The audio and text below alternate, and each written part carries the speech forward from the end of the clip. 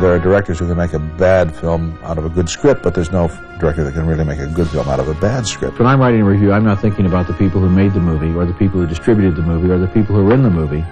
I'm thinking about the people who may be going to see the movie. You don't make big movies by having it all on the edges. You make big movies by having it appeal to the full range of audience.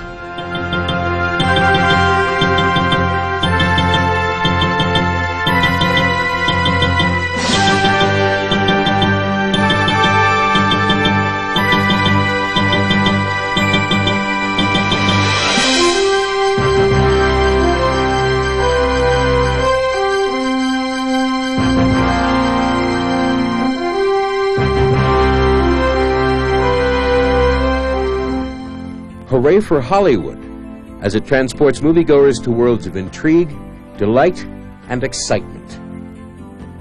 While the product is fantasy, the business is not. With salaries in the tens of millions and production costs continually soaring, studios spend fortunes to make fortunes. Their goal, to capture just a fraction of the billions of dollars that a worldwide mass audience spends each year on moviegoing. For in the end, money drives movie-making decisions.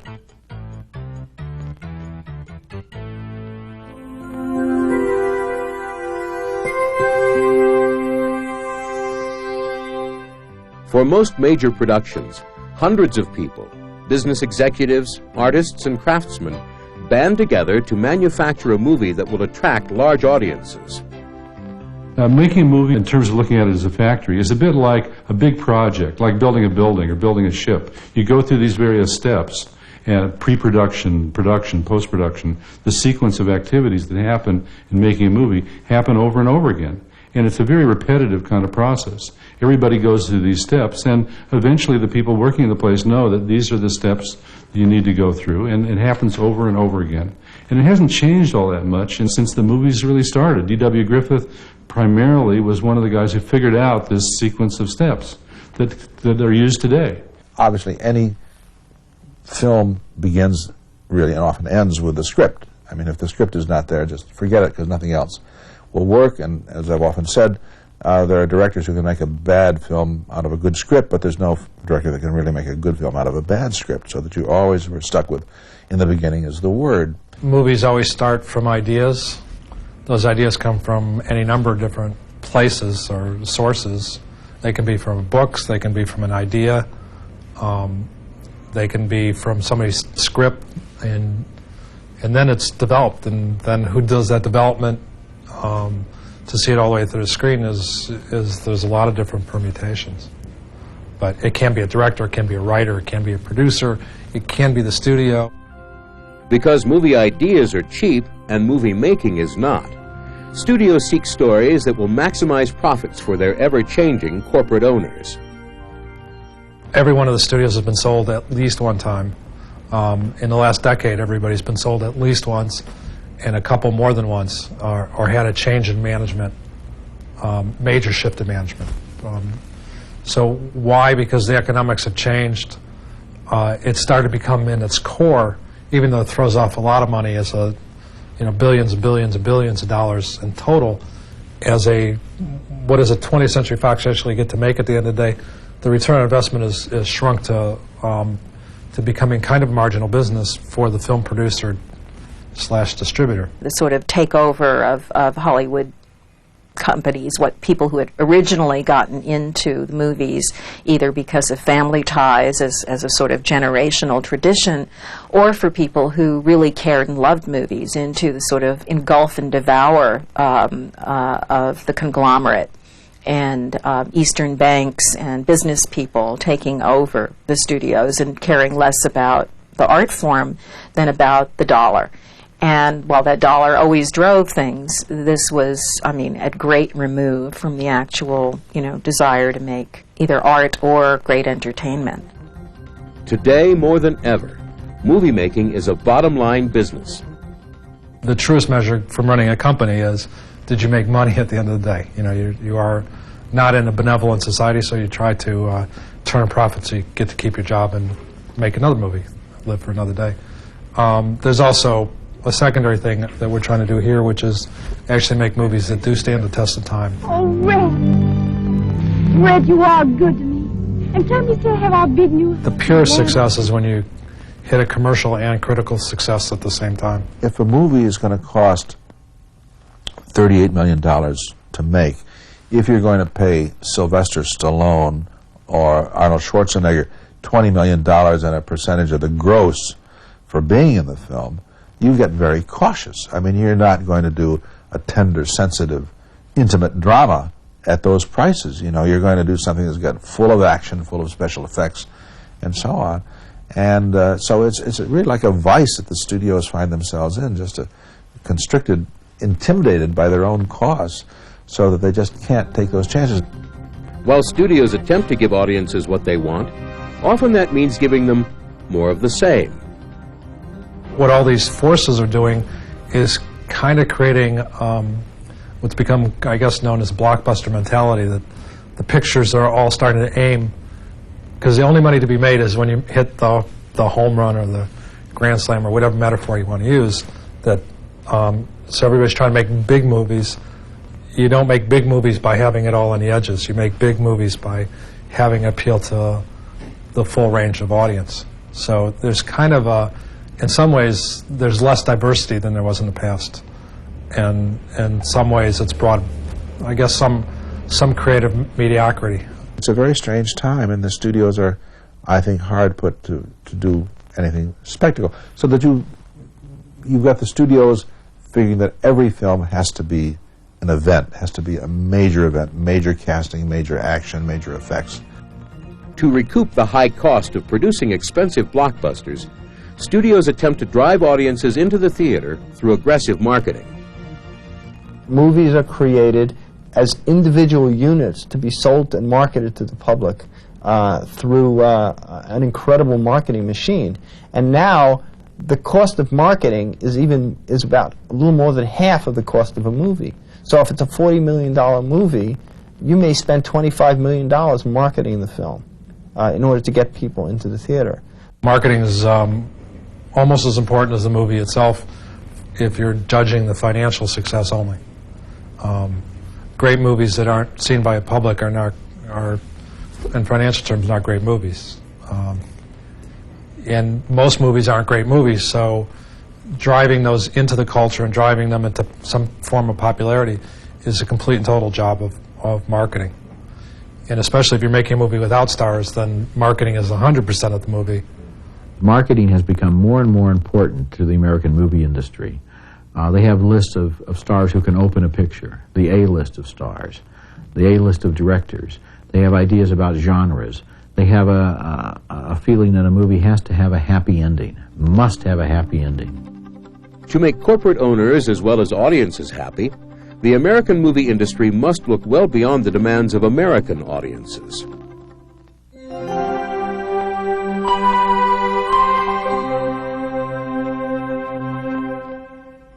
In the heyday of Hollywood, long before there was syndication to pay television, commercial television, and video cassettes, studio chiefs counted on domestic ticket sales to finance the business.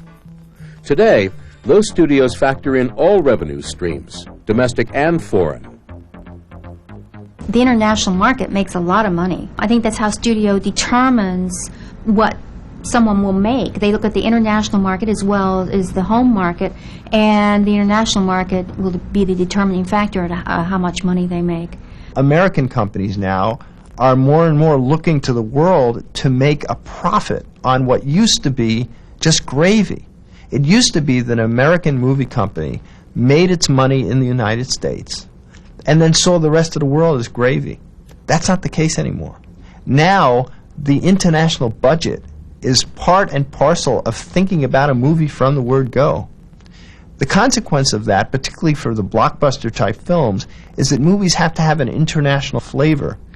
They have to be on subjects, or they usually are on subjects that the people producing the movie think can be sold around the world. To some degree, that limits what blockbuster films are about. The fact that an American film can do 50% of its business in international markets affects both the bottom line and the content. In general, the films that export well are action pictures with brief dialogue. Most of the dialogue in the rest of the world is dubbed, not subtitled. We see subtitled films in America, but they see dubbed American films in the rest of the world. And nobody wants to listen to the people talking for a long time. That's why Stallone and Schwarzenegger are such big stars internationally, because they don't spend a lot of time talking. And of course, the biggest female action star is Sigourney Weaver, whose Alien pictures have been so big. The movies that really explore character with a lot of dialogue and with a lot of insight and nuance and subtlety don't seem to export as well. The major studios have figured out that there's a big market for films that don't rely heavily on the dialogue and so on, so that they're all action, and those will play internationally. And I think that insofar as they involve American themes, I think there are two things that are going for it. One, there is this kind of love-hate relationship with American prosperity still abroad in the world, so that they may look with contempt about certain aspects of American society. Now they say, boy, wouldn't it be nice to have a house like that or a car like that and abroad like that, whatever. And so that I think that it has that kind of the glamorous envy of American society.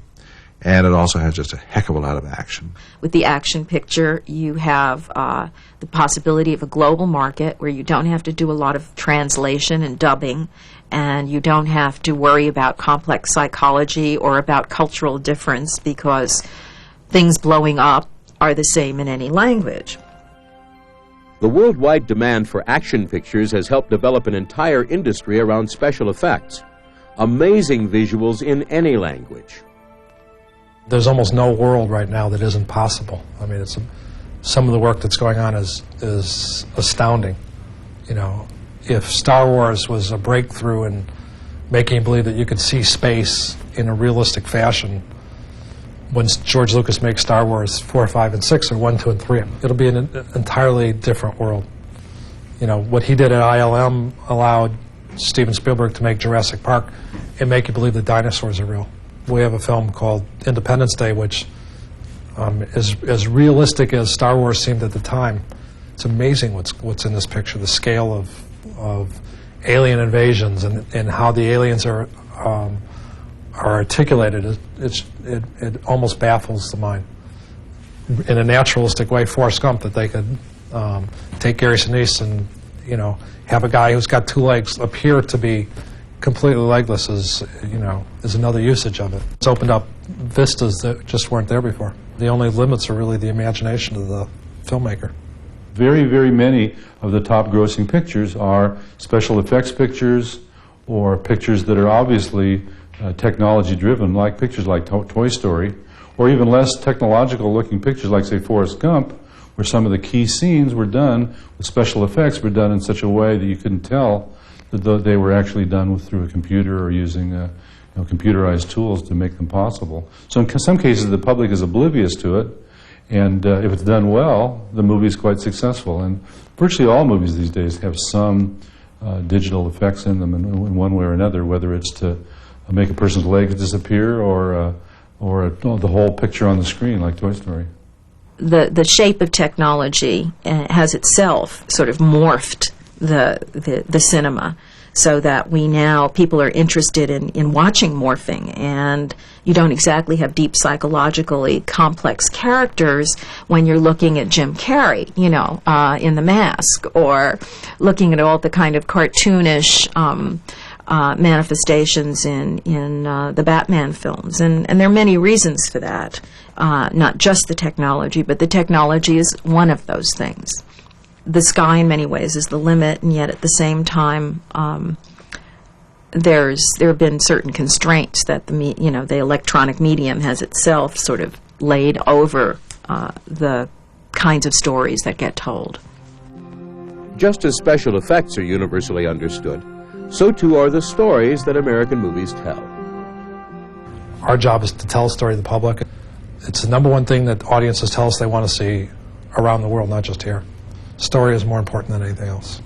Hollywood movies tell a story, and the most successful Hollywood movies are some form of escapist entertainment. It transports you to a world that you're not living in.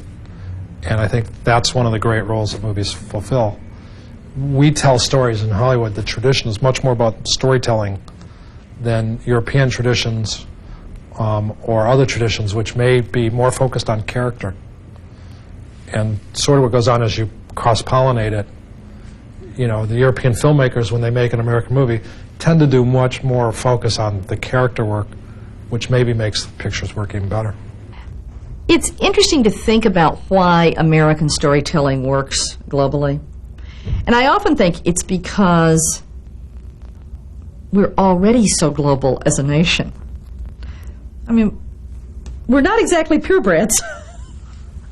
And when you think about who's making a story and their background and the various viewpoints that come to it, by definition, this country represents a kind of a global mixture.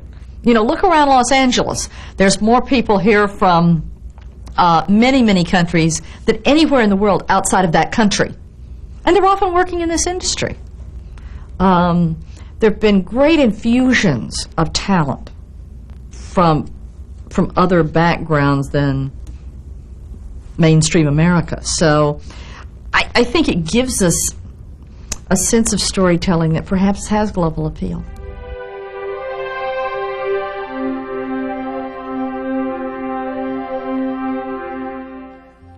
Often found working in opposition to the blockbuster mentality are film critics, connoisseurs and reviewers who help refine public taste and build audiences.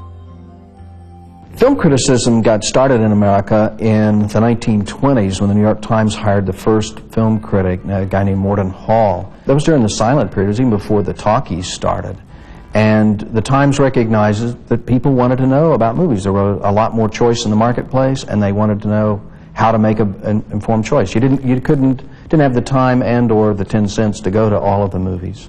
And so they hired a film critic to start writing about films. Right from the beginning, you had Variety, which primarily reviewed the movies in terms of their box office appeal.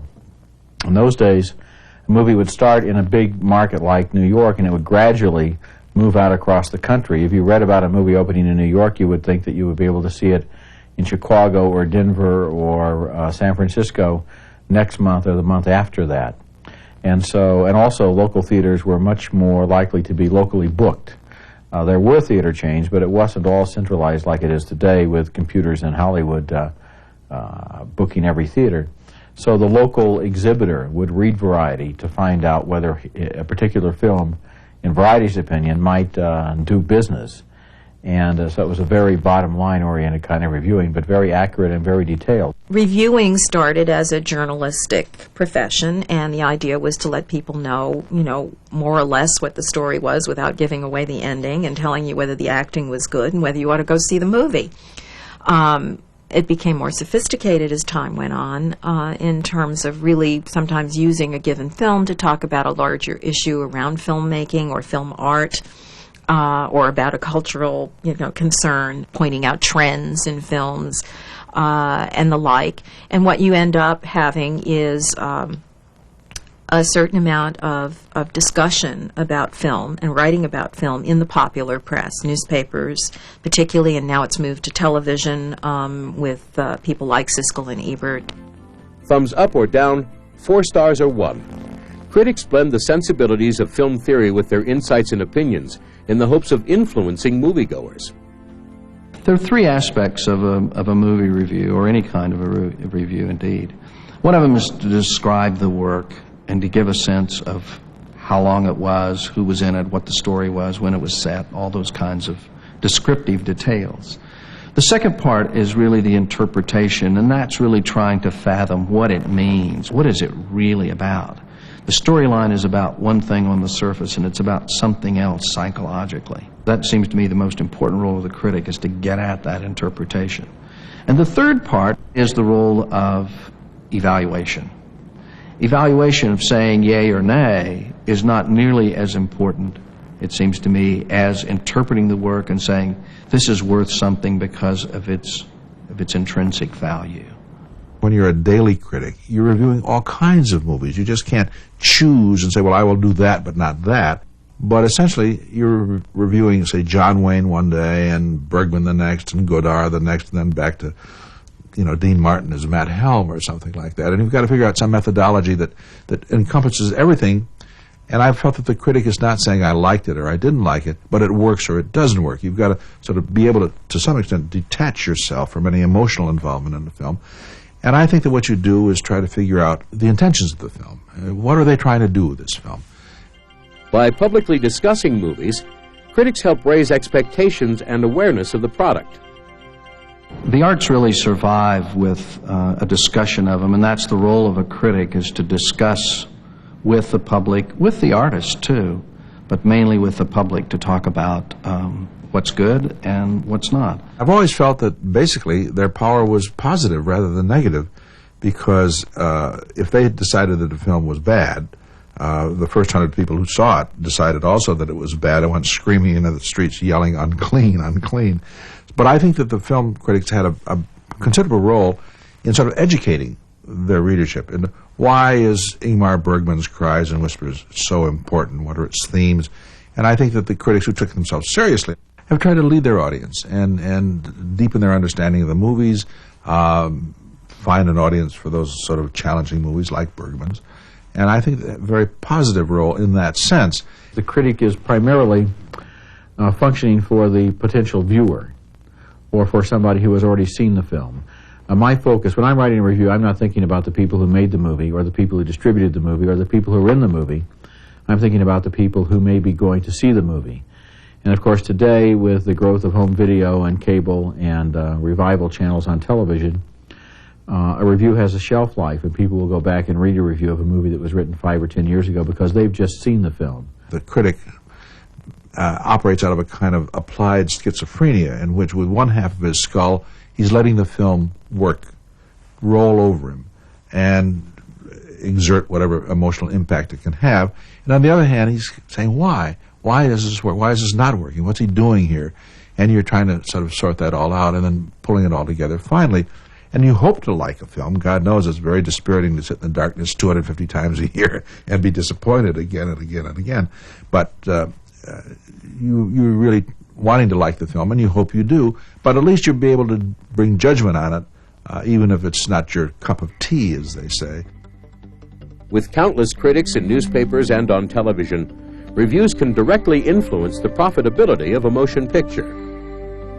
The critic's power is probably most directed toward those films which have the least advertising budget, because then the review becomes a kind of advertising. The big movie Jaws can take care of itself, Most critics operate on the kind of 90-10 rule, which means that 90% of everything is mediocre and 10% is really worth our time and attention, and ultimately money.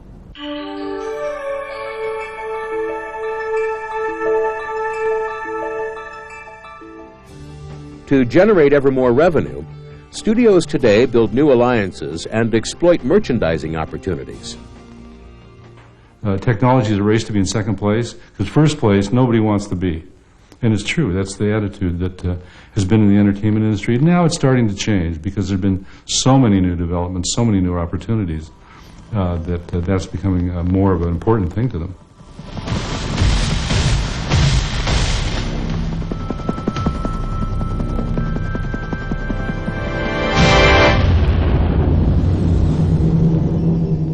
I don't think that you could ever have called the movie industry static. It's too new to be static. It's always experimenting. In the past 10 years, that industry has gone digital by virtue of a couple of inventions. One of them is just the ability to process theater quality pictures digitally so well that you wouldn't know they didn't come from a camera. And so that's given a freedom to the way that people make films. It's resulted in a certain number of spectaculars that also, I suppose, get you to the point where when you go to the theater you don't know whether you're watching animation or live action anymore. So the movie industry is always in a state of flux and is always working hand in hand with things like television and radio and books and games and education. It's tough to fit into the traditional studio model, but eventually the studio comes around, swallows it up, and becomes part of the production process. So now you have movies, you have television, you have online services, you have CD-ROM. All these are products of the Laserdisc, for that matter, are all products of the movie studio. They're things which they deliver to the customer. At the same time, I think that there's a very different experience and pleasure to be had at watching a film in a theater on a big, large screen. One doesn't always want to interact in the sense of pushing buttons or making choices. Sometimes making choices in interactive movies, and most of those have not been too successful, is sometimes can make you feel you have less choices than the kind of imaginative choices you have just sitting there letting it happen and sort of entering the world that you're looking at in another kind of way. So I think that there are going to be very many different forms of cinema. As cinema transforms itself, technology, as it always has, plays a key role in shaping the product. The entertainment industry, I mean, it started out with a technology, how to project a picture, how to take a picture and record a sound. That was technology 100 years ago, and that stream of technology is going to keep on going, I think, feeding the entertainment industry, creating new products. Hopefully it'll never end. Hopefully there'll always be new technology creating fun new projects. In many cases, that cannibalizes the old product. To some extent, watching television reduces the demand for movies in the theater. It doesn't eliminate the old technology. You still go to movies even though television's available. You still watch television even though the internet's available. It just kind of adds to the variety of products that are there. The American film industry continues to expand, combining artistry, craft, and enterprise to make movies that make money. And in its quest to recoup large investments and maximize profits, the film industry continually seeks new ways to attract and entertain mass audiences worldwide.